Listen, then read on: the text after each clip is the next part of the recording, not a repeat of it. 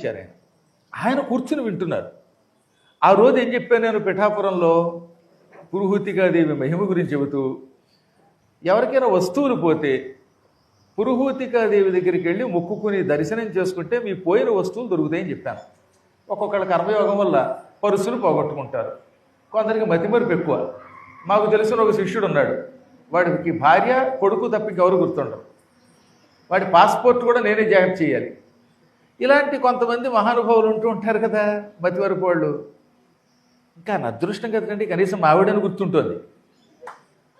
కంగారులో వాళ్ళ ఆవిడ అనుకుని ఇంకొకళ్ళ ఆవిడ మీద ఎవరి మీద గొడవ మీద చేస్తే లేరుకోరు ఇబ్బందులు వస్తాయి. మీరు మంచివాళ్ళు కాబట్టి వదిలేస్తారు, కానీ కొన్ని చోట్ల ఇబ్బందులు వస్తాయి. ఇంకో అమ్మాయికి శిష్యుడు ఉన్నాడు.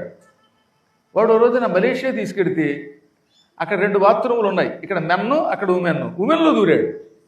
అప్పుడు పక్క నుంచి మా వేణి గారు పరుగుని ఎవరారు, అది ఆడవాళ్ళందరూ అందులో దూరితే తంతారు, అందులో అది మలేషియా కర్మ, తురకాళ్ళ దేశం అని బలాత్కారంగా లాక్కొచ్చారు.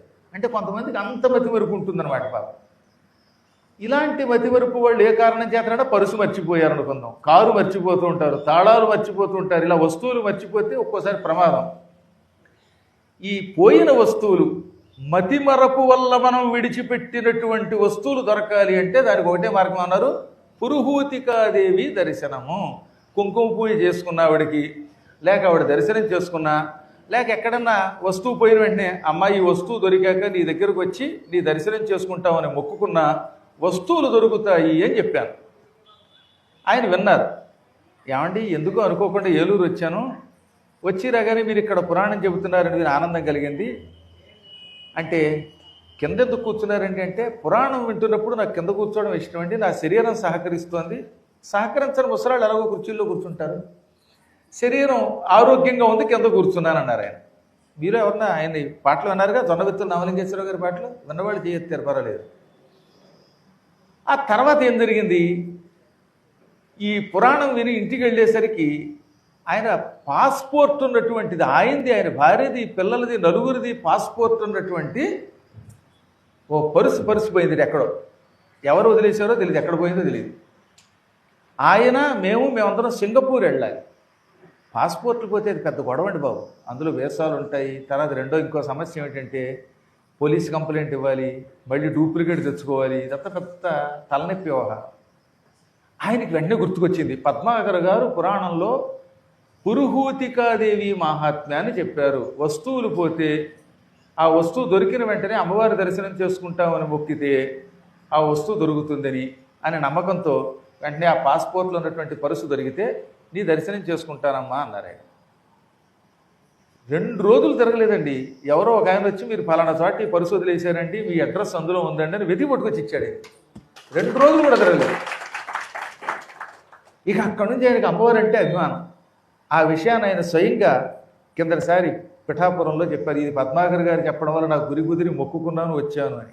ఇది అంతటి సినీ రచయిత, చలనచిత్రంలో పాటలు రాసేటటువంటి ఆ పుణ్యాత్ముడికి ఒక అనుభవం. ఇలా ఒకళ్ళకి చాలామందికి ఒక్కొక్కళ్ళు ఏంటంటే పాపం ఏ కారణం చేతనో ఎవరినోనేమో అప్పిస్తారు. నాకు తెలిసిన ఒక ఆయన 11 లక్షలు ఇచ్చేట వరకు, కనీసం నోటు లేదు, నోటి మాట. ఈ 11 లక్షలు ఇచ్చాక వాడు తిరిగేవాడు. అసలు ఎవడ పడితే వాడికి ఎలా పడితే అలా ఎందుకు ఇచ్చేస్తారండి, ఎవడమే తప్పు, అసలు మందే తప్పు. అంత అడ్డమైన వాడిని కలియుగంలో నమ్మకూడదు.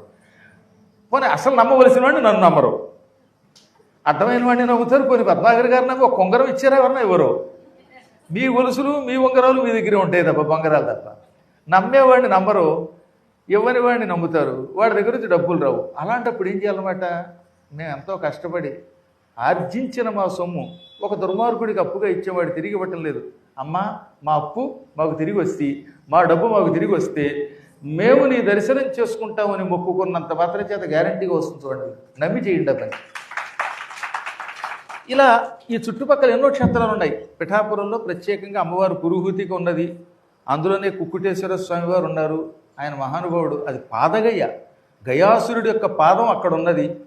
శ్రీపాద శ్రీవల్లభ సంస్థానం, దత్తాత్రేయుడి స్వయంభూ విగ్రహం అక్కడ ఉన్నది. వ్యాసుడు వచ్చాడు అక్కడికి.